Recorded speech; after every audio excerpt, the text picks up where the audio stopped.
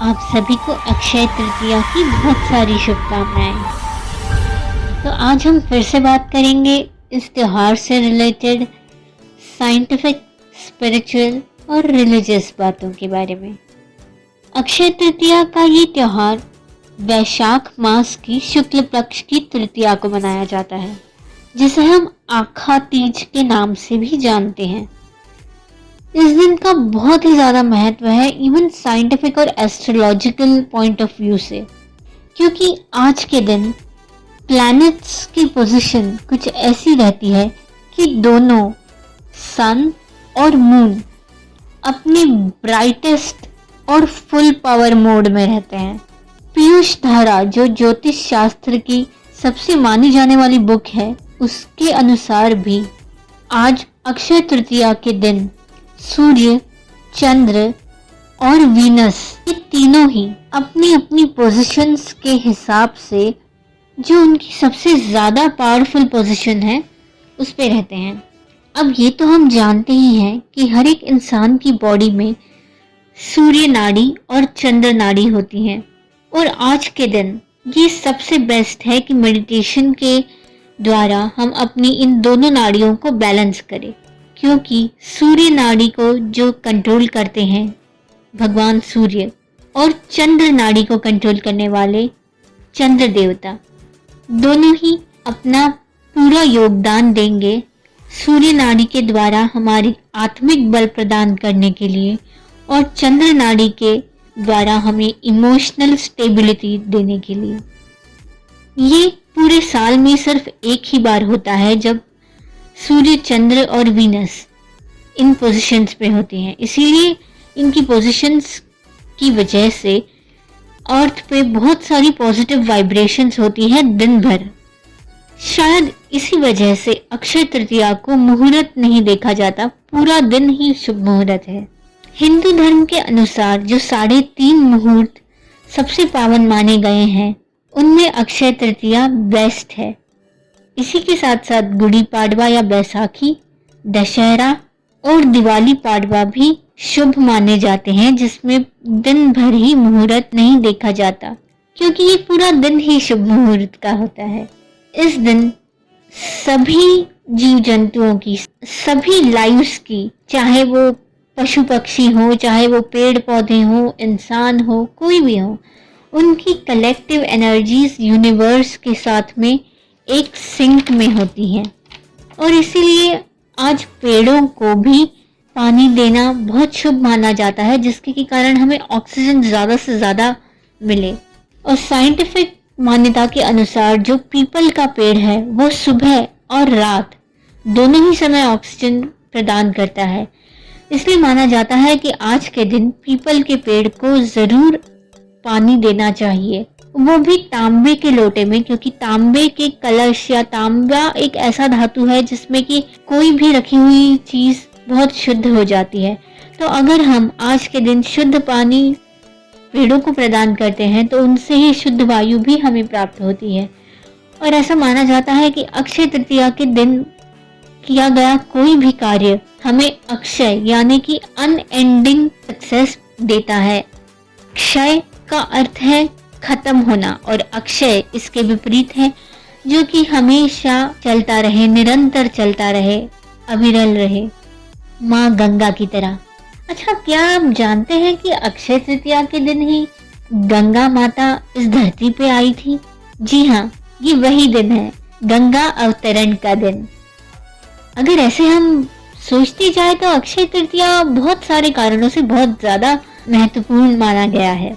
इस दिन से रिलेटेड एक स्टोरी ऐसी भी है कि दिन भर ब्रह्मा, विष्णु और महेश, ये तीनों त्रिदेव धरती पे रहते हैं, और जो कोई भी दान पुण्य का कार्य करता है, उन्हें वह अपना आशीर्वाद प्रदान करते हैं।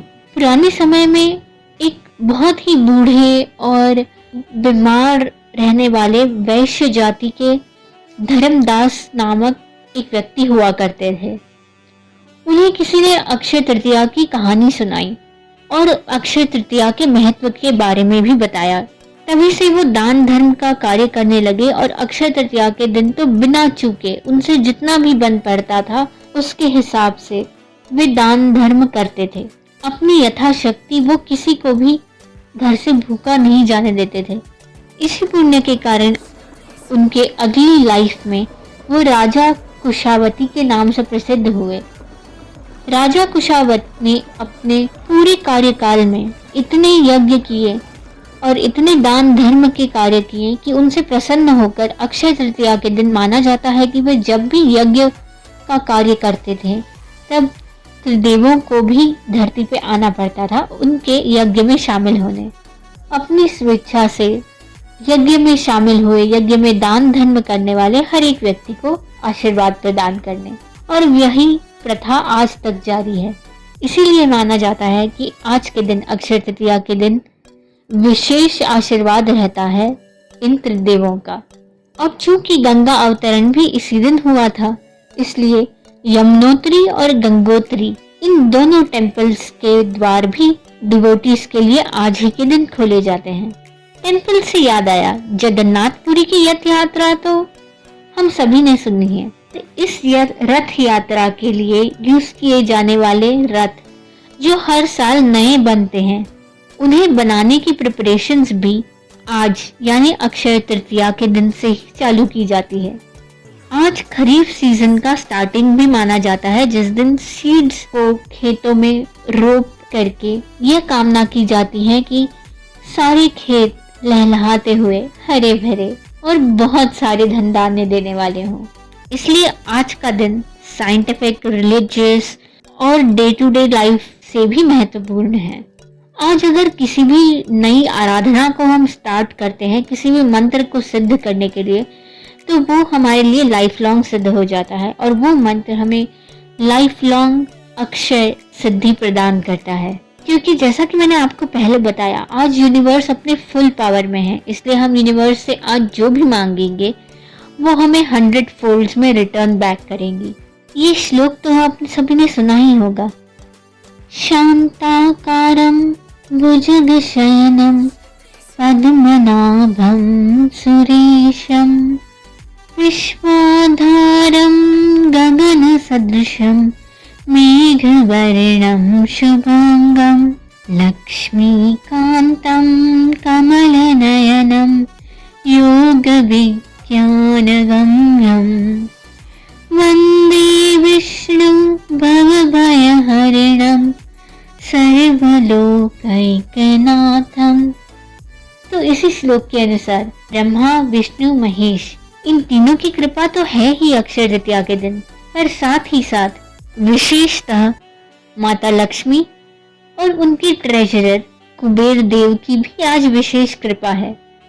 क्योंकि आज ही वो दिन है जिस दिन भगवान शिव के आशीर्वाद से लॉर्ड कुबेर को देवी लक्ष्मी का ट्रेजरर बनाया गया था और उन्हें ये पदवी प्राप्त हुई थी। इसी से खुश होकर उन्होंने सभी धरतीवासियों को ये आशीर्वाद दिया कि अक्षय तृतीया के दिन जो भी कोई लक्ष्मी और कुबेर देव की भगवान विष्णु के साथ में पूजा कर अर्चना करते हैं, उन्हें कुबेर देव का विशेष आशीर्वाद प्राप्त होता है। इसलिए ये मान्यता है कि आज के दिन गोल्ड परचेस किया जाता है। अगर आज के दिन हम कोई सोने की वस्तु परचेस करते हैं, चाहे वो 1 ग्राम भी क्यों ना हो, ऐसा माना जाता है कि उसमें वृद्धि होती है, सुख शांति के साथ साथ प्रॉस्पेरिटी भी बनी रहती है। तो ये पूजा हम कैसे करें? हम भगवान कुबेर के साथ साथ जब लक्ष्मी देवी की आराधना करते हैं तो हमें आज के दिन ये मंत्र जरूर बोलना चाहिए, इसका जाप करना चाहिए। ओम ह्रीम महालक्ष्म्याय नमः। ये देवी महालक्ष्मी का बहुत ही प्रिय मंत्र है। इसके जाप से उनकी कृपा होना सर्वविदित है। क्या आपको पता है आज माँ अन्नपूर्णा का भी जन्म इसी दिन हुआ था और इसलिए माता अन्नपूर्णा या गौरी माँ की आराधना करते हुए सभी शादीशुदा औरतें उनकी प्रेयर्स करती हैं। अन्नपूर्णा को चने की बनी हुई चीजें बहुत पसंद है। चने से बना हुआ कोई भी आइटम बना करके गौरी माता को भोग लगाया जाता है।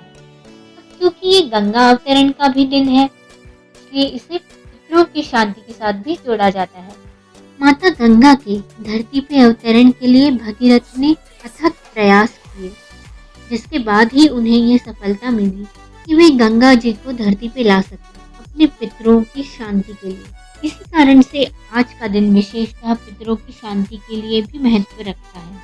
अगर आज के दिन हम प्रेयर्स करते हैं तो मदन ग्रंथ के अनुसार पितरों के लिए दान की गई कोई भी चीज बहुत ही ज्यादा फलीभूत होती है। इसीलिए आज के दिन दान का भी विशेष महत्व है, क्योंकि ये तो हमने पहले ही जान लिया कि जितना हम दान आज के दिन करेंगे उससे 100 फोल्ड ज्यादा हमें रिटर्न में मिलेगा।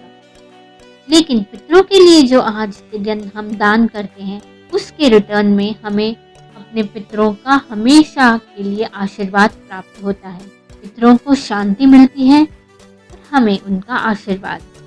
इस सभी दृष्टि के अनुसार आज अक्षय तृतीया का दिन बहुत ही ज्यादा महत्व रखता है। तो चलिए जानते हैं अक्षय तृतीया से जुड़े कुछ और रिलीजियस स्टोरीज और मान्यताओं के बारे में। आज ही के दिन भगवान विष्णु के अवतार नर नारायण, हयग्रीव और भगवान परशुराम का भी जन्म हुआ था। इसीलिए इसे परशुराम जी की जयंती भी माना जाता है। आज के दिन सतयुग, त्रेता युग इनकी शुरुआत हुई थी और द्वापर युग का अंत हुआ था। चलिए जानते हैं परशुराम जी से जुड़ी हुई, उनके बर्थ से जुड़ी हुई एक कहानी। बहुत साल पहले ऋचिक मुनि हुआ करते थे, जिन्होंने अपनी पत्नी सत्यवती और उनकी माता जो एक क्षत्रिय रानी थी, उन दोनों को पुत्र प्राप्ति के लिए खीर प्रदान की, जिसे पायसम भी कहा जाता है। सत्यवती जो ऋचिक मुनि की पत्नी थी, वो अब ब्राह्मण कुल में थी। इसके ही विपरीत जब उनका जन्म हुआ था तब वो क्षत्रिय थी, इसीलिए उनकी माता एक क्षत्रिय रानी थी। मगर क्या पता उनकी माता के मन में क्या आया, उन्होंने ये खीर के पात्र अपनी बेटी से एक्सचेंज कर लिए।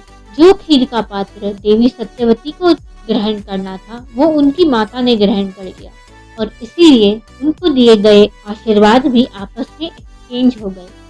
जब ऋचिक मुनि को इस बात के बारे में पता चला तो वह अपनी पत्नी सत्यवती से बहुत क्रोधित हुए, क्योंकि ब्राह्मण होते हुए भी अब वो एक क्षत्रिय बेटे को जन्म देने वाली थी। सत्यवती अपने पति ऋचिक मुनि का यह क्रोध बर्दाश्त नहीं कर पाई और उनसे क्षमा प्रार्थी होकर उन्होंने ये वरदान मांगा कि उनका बेटा ब्राह्मण ही रहे और उनके आने वाली संतान जो होगी उनमें ब्राह्मण तथा क्षत्रिय इन दोनों के गुणों का समावेश हो। इसलिए ऋचिक मुनि और माता सत्यवती की जो संतान हुई उन्हें हम जमदग्नि ऋषि के रूप में भी जानते हैं। जमदग्नि ऋषि की संतान भगवान परशुराम का जन्म अक्षय तृतीया के दिन हुआ था और अपनी माता को मिले वरदान के कारण जमदग्नि ऋषि की संतान भगवान परशुराम बाय बर्थ एक ब्राह्मण थे, लेकिन उनके कर्म क्षत्रियों जैसे। किसी कारणवश क्षत्रियों से विमुख होकर उन्होंने यह आगे चल के प्रण लिया था कि वह पूरी धरती से क्षत्रियों का विनाश कर देंगे।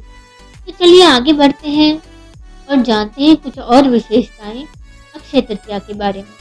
अक्षय तृतीया जैसा कि हमने देखा भगवान विष्णु और देवी लक्ष्मी का प्रिय दिन है, इसीलिए सारे कृष्णा टेम्पल्स में आज के दिन से चंदन यात्रा 22 डेज के लिए स्टार्ट होती है। साइंटिफिक रीजन से भी ये बहुत महत्व रखता है, क्योंकि हम जबकि समर्स अपने फुल ऑन मोड पे कहर ढा रहे होते हैं, sun is on the top of our head, तब चंदन यात्रा का महत्व इसलिए भी ज्यादा हो जाता है क्योंकि चंदन शीतलता प्रदान करता है। कई लोग अपने कपाल पे आज के दिन से 22 दिन के लिए चंदन का टीका लगाते हैं ताकि दिमाग शांत रहे, हाइपर एसिडिटी या पित्त की प्रॉब्लम ना हो। और चंदन की शीतलता जो आज के दिन से अगर हम स्टार्ट करते हैं तो लाइफ लॉन्ग हमें मिलती रहे।